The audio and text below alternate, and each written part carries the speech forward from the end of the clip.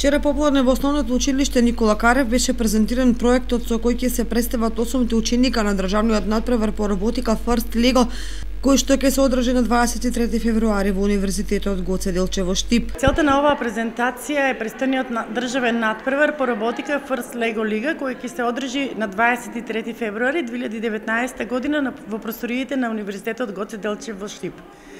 На надпреварот нашата екипа ќе учествува со даден проблем, а самиот надпревар се состои од 3 дела, значи решавање на даден проблем, роботска игра и се разбира истакнување на основните вредности на самиот постер.